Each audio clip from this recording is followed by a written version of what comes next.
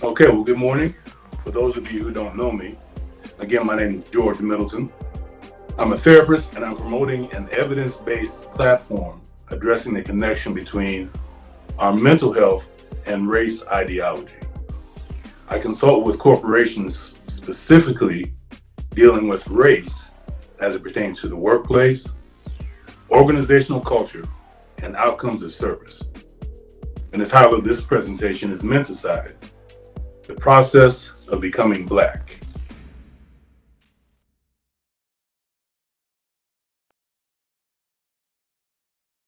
So go back in your minds and think back to a time in your life when you first became aware, for those who identify as Black, that you were Black. Do you remember how it felt? How old you were? Was it a positive experience? Did it make you feel good about yourself? Typically, these memories begin in the early childhood development stage.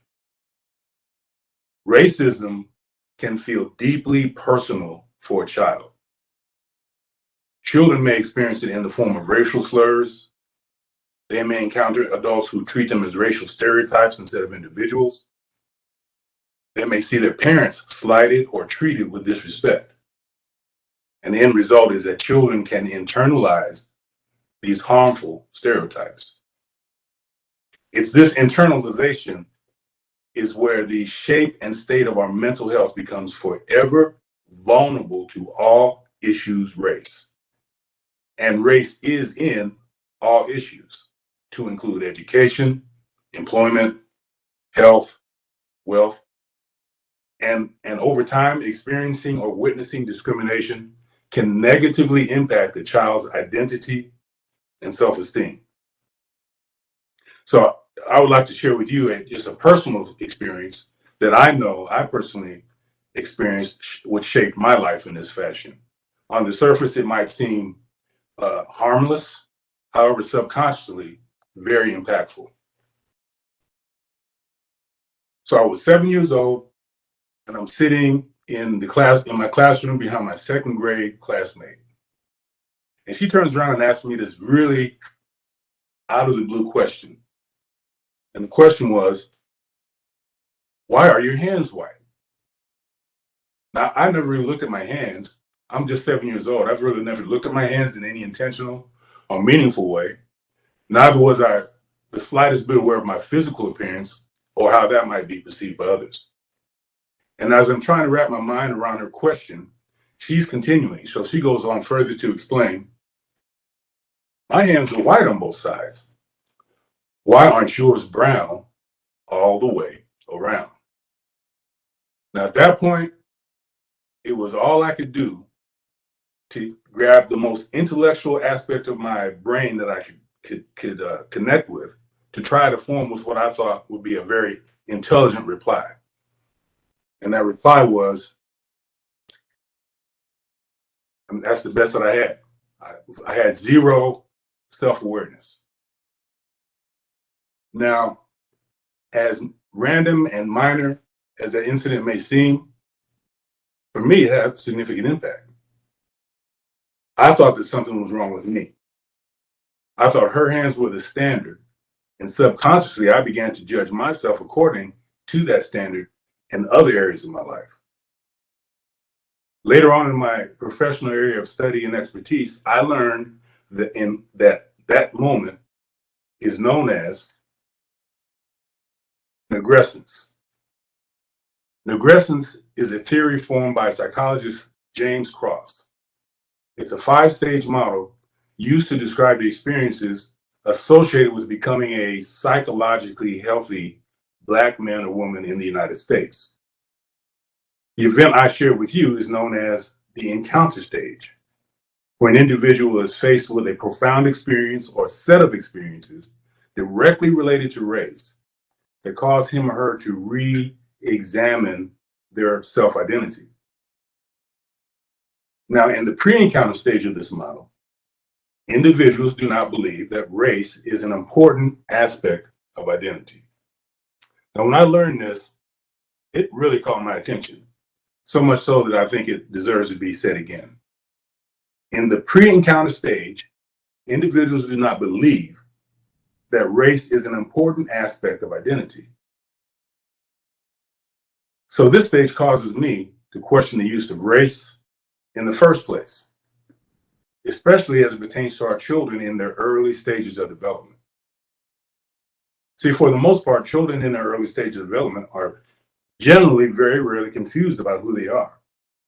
However, when a child's self-image becomes challenged, his subconscious sense of being comes into conscious awareness, and for the first time, he begins to question his natural sense of self. Research on the early developmental stages of childhood cite the following. Children who feel worthy and capable are more likely to be optimistic and perform well academically. A healthy sense of identity also helps children to be more open to people from other backgrounds because they are less likely to fear differences or put other children down to feel better about themselves. So, in light of the negrescence theory, what healthy psychological purpose do the racial identities Black and white serve? Let's look at some notable assessments on this question from professional organization and members of the mental health profession.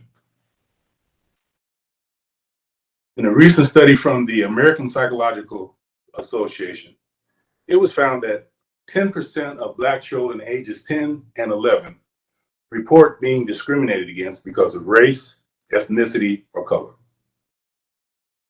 20.5% of Native American children say their peers treated them unfairly or negatively because of their ethnic background. 8.4% of Black children report unfair or negative treatment from teachers because of their ethnic background. And 6.4% of Black children report they don't feel accepted in American society. All of these statistics are based on how these children see themselves, how they identify. Dr. Joy DeGruy, author of Post-Traumatic Slave Syndrome, America's Legacy of Enduring Injury and Healing, argues that Black infighting, materialism, poor parenting, jealousy, colorism, defeatism, frustration and rage, these dysfunctional negative behaviors, as well as many others, are in large part related to transgenerational adaptations associated with the past traumas of slavery and ongoing oppression. Because often we speak as if this is in the past, but we still have, as the previous presenters have noted, consistent behaviors of oppression in our systems of service. In another recent report from the American Psychological Association titled Historical Chronology, Examining Psychology's Contributions to the Belief in Racial Hierarchy and Perpetuation of Inequality for People of Color in the U.S., the association itself admits that psychologists have contributed directly and indirectly to the belief in human hierarchies through scientific racism, defined as the use of scientific concepts and data to create and justify ideas of an enduring, biologically based hierarchy. These ideas are more formally known as race. This data has been used in many cases and still used by psychologists and others to justify social policies that harm people of color, including racial segregation. Redlining still exists, diminished educational opportunities, restrictions on immigration, institutionalization, forced sterilization, and anti-miscegenation laws. For any of you sports fans or followers, the recent NFL race norming scandal is one of the most recent examples of this behavior today. And if you're not familiar with that, I won't go into it for purposes of this presentation. I highly suggest you research the NFL race norming scandal, which they've lost or paid out huge sum in terms of reparation. On June 9th of 2020, here in Indianapolis, the City County Council unanimously passed a resolution declaring racism a public health crisis in Marion County. The name of the resolution is Proposal 182. If you're not familiar with it, I highly encourage you to make yourself familiar with that proposal. It cites all of the social determinants of health negatively impacted by racism, such as employment, housing, education, healthcare, public safety, and food access. Here are some of the following institutions that are signed on in support of this declaration: the American Public Health Association, the American Academy of Pediatrics, the United States Office of Disease Prevention, the American College of Physicians, the United States National Institutes of Health, and here locally, the IUPI Polis Center. Now, the standard response to a health crisis is a threefold strategy. It consists of prevention, mitigation, and reparation. So with that in mind, how do you prevent racism? How do you mitigate racism? And how do you repair the damage caused by racism? This isn't the coronavirus. You can't mask, social distance, or vaccine yourself from it. Which brings us back to the reason for the title of this presentation, Mentacide. It was coined by an African-American psychologist in 1975, Dr. Bobby Wright. It means the deliberate and systematic destruction of a person or group mind. Mentacide means to kill the mental process, to kill one's normal thought processes, essentially to kill one's own mind. In that, there is still a thought process at work. However, that is being replaced. So the goal is to take out your initial way of thinking and replace it with another way of thinking. I liken it to, if any of you are old enough to remember the Roots series, the scene, I call it the Kunta Kinte versus Toby paradigm. Sorry, Toby, didn't mean to get you involved in this. But if you remember that scene, the slave master was physically forcing Kunta Kinte to accept a different name. And we all know the psychology behind that, to erase your initial self and replace it with what the person who is oppressing you wants you to operate under. So this, what I presented to you, is the foundational basis of the work that I'm doing. The average person is grossly uninformed about the connection between mental health and race. Many of our systems of response, whether it's diversity, inclusion training, bias training, they are good in their intent, but they're missing the ball in addressing race specifically. So the format that I'm promoting is a solution-based format, and it's called Racial Deconstruction. It's founded on evidence-based cognitive and behavioral change strategies. It's a three-part process. Education on the history and facts about race ideology. As a country, we're all over the place about what race is, about who's actually racist, what is actually racism. A lot of people don't even believe racism exists. Then self-reflection on how you as an individual are participating in this social construct, as Miss Angela Smith Jones suggested earlier, and how it impacts your current thinking, because race impacts your thinking. It's an ideology. And then application, because that's where the rubber meets the road, toward the goal of significantly reducing or eradicating racial disparities across your various professions and systems. To effectively address race and racism as a public health crisis, we're going to have to start at the root of the problem, how we're thinking. For example, just listening in this first part of the presentation, Mr. Maron stated that in the application process, Hispanics are treated as an ethnicity instead of a race. And I found that to be very illuminating. What is that difference? Do people really know what the difference between ethnicity, culture, and race is? Because many do not. Many cannot accurately define what race actually is. And it's that space, that gap of knowledge and understanding that is a direct contributor to these disparities. And going back to Angela again, who made that very substantive suggestion in taking the categories black and white out of the process. You know, think about it. What does that say about race from the start? Is it positive? If not, why are we using it all in any form? Now, the cognitive glitch in that process of taking those boxes out is that changing the action without changing the belief will only get a short-term benefit, because beliefs will always find a way to express themselves. Race ideology is a belief system. So to change behaviors, you have to change the thinking behind them. So I hope I haven't bored you too much with this presentation, and I'm open to questions. Thank you so very much, Mr. Middleton.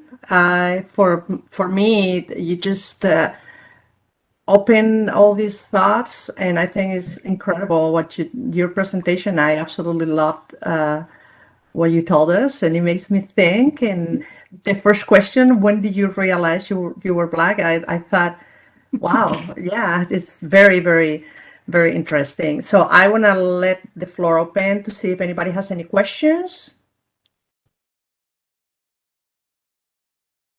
Somebody asked. And if you have disagreements, you know, if you have strong disagreements with what I'm saying, I really encourage that as well. Of course. Somebody asked, can you talk more about racial battle fatigue? About racial what? Battle fatigue. Racial battle fatigue. There's a clinical term for that. Now, it's going to display differently based on which identity you take. There's this misnomer that race only affects one group of people, when actually race affects everyone. It just displays differently. In the racial identity of Black, the condition is known as learned helplessness. And that's a condition coined by Dr. James Seligman. So you can look that up. It's very valid. And it's a condition where when one attempts to be successful in a particular area, but continually meets failure, no matter what he or she does, at some point, that person resigns themselves to the fact that no matter what I do, it's not going to work. No matter what I do, I cannot change my circumstances. I can work hard, I can show up early, leave late, I can be the best in my class, but you know what? At the end of the day, I'm coming out with less than the person who doesn't work nearly as hard as I do. It's a very exhausting process. Now, for those who identify as white, it displays differently. Depression is a high percentage affliction amongst white identity. It directly associated with race. And the reason that is there is a huge dynamic of guilt associated with the white identity. And that's what often really blocks effective conversations when trying to address racial issues, because people mean well, but they're using language that tends to inflame or blame or exacerbate the situation. And white identity is already feeling the subconscious pressure from that, so they would rather not have to deal with it. But there's a mental health cost associated with that, because they're left to deal with their own guilt themselves. So guilt is a real energy, and it has to be expressed. You can't just stuff and repress guilt. So that's adding to a lot, and I don't mean to step on toes here for anybody who might not agree with this, but that's inflaming a lot of the critical race theory driven school board protests. It's driven by this feeling of I'm being blamed. My children are being told that they're bad people because they're white. And so you can't have a positive discussion. You can't have a forward moving discussion because people are stuck in their racial beliefs. George, you just touched on something that I have a very strong interest in, as we talk about mental health. It seems to be a lot of the mental tension, stress, or issues related to your mental health are based on race. And I mean, in what can we do, or what do you feel should be done to diminish the importance of race? I mean, because pretty much everything is you're either black or white, or you're either of color or you're white, and the assumption is that white is superior and everything else is inferior. So what are your thoughts, or is there something that we can do to lessen that impact? Yes, and it's not an assumption that white is superior. It's a belief that white is superior. It's just there. And again, when I say that, it's not to say that white people are bad, because in my platform, white people and black people are fictional characters. It's not a reality. As Angela said earlier, race is a social construct. A lot of people really don't understand what that really means. And so, to answer your question, the first thing is you're going to have to do some work. That's why I'm recommending this process that I'm promoting to you today. First, you have to be educated. You can't make an informed decision on anything that you're trying to do if you don't know the subject matter that you're trying to make changes in. And you can ask everyone here, and these are highly intelligent people. Ask them, what is race? What is a racist? And what is racism? And you're going to get a non-standard response. Everybody's going to come from their own. So that's the genius of race, is it makes everybody come from individual perspectives and not allowing us to become collective. So the first thing is you have to educate yourself on this. We're all service providers. I'm a mental health therapist. Mr. Kendall, he's a public health safety service provider. All of you in housing, in financial, you're serving people, you're providing service to people, and you really want to do well. Here's the thing that's getting you that you don't realize. Your racial belief system is sabotaging any of your efforts to try to adjust these racial disparities. The question came up about the algorithm on the housing and loan applications. And there was really no information, there's no quantitative information to do that. The reason you're not going to find quantitative information is because in every application process, there's an area of subjectivity that the person making a decision gets to use. It's called discretion. And it doesn't matter how well-meaning you are. You can be a Christian, you can be a Buddhist. But if you have certain ways of looking at people through a racial lens, black and white, your discretion is going to mirror the lens of color that you see that person in. So there's no way to escape it. You're going to have to start through educating yourself. And if you're leaders of systems, which all of you all are here, you're ultimately responsible for the racial climate of your organization, whether you intend to or not. And so it's in your best interest, if you're really serious about eradicating disparities. You can't change these disparities through policies and practices. You have to address the beliefs behind those behaviors. Well, George, thank you. That kind of hit the nail on the head. And yes, I know I need more education and information, and so I appreciate that. We did have another question from Mr. George Oconte. Given this background in evidence-based research, what suggestions could you propose to dealing with some of the challenges of mental health issues in the African American community? So for the African American community, the biggest hindrance in our community is this belief that we're not in control. When the George Floyd incident occurred, I got a lot of calls from a variety of organizations. And those who identify as Black, their primary way of looking at the situation is, How can we get these white people to stop doing these things so that our lives can be better? That question right there eradicates any level of empowerment or leverage that you really have. You have more leverage than you realize you have. But because you've been generationally exposed to a very traumatic social construct, your automatic default is the only way things are going to get better is if those white people stop doing this. Now, I'm not saying that's right. I'm not saying it's wrong. What I'm saying is not very effective. And so that's the Black identity experience. From the white identity experience, most people who identify as white really want to solve the problem. However, they just don't know how. So they'll do the typical things of, becoming allies, doing partnerships, expressing words of support, but nothing further from there because they just don't have the know-how. There's a lot of guilt associated with that. There's things that they're not comfortable with trying to really confront head on. And when I'm saying these things, it's not meant as a criticism.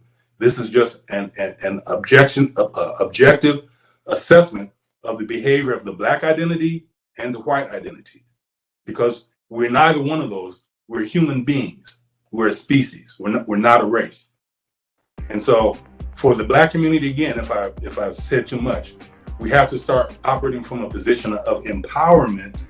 What can we do to make the changes versus what can we do to get them to make the changes? And George, with that, I appreciate it, and we need to be proactive and not reactive. And so we thank you for your presentation.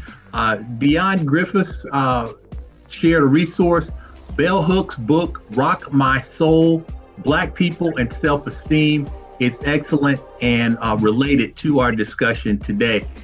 George, thank you so much. I also want to encourage everyone to join us for the June network meeting on the first Friday in June. It will be youth driven and produced and prepared by our young people. And so that is always a wonderful monthly discussion. And, we're needing to have our youth engaged to get their feelings and interpretations. Judith Thomas left this that I want to share before we sign off for this morning. May is also Haitian Heritage Month. Haitian Flag Day is on May 21st, and it will be celebrated at Garfield Park. And so she wanted to share that information. We know the month of May is a very celebratory month here in Indiana, and especially Indianapolis and Central Indiana. So please partake of all of those activities. Emily, we welcome you. Thank you so much. Thank everyone who joined us this morning. Great presentations, and we will have this information available to you all through the link and the PowerPoint presentation. Have a wonderful month of May.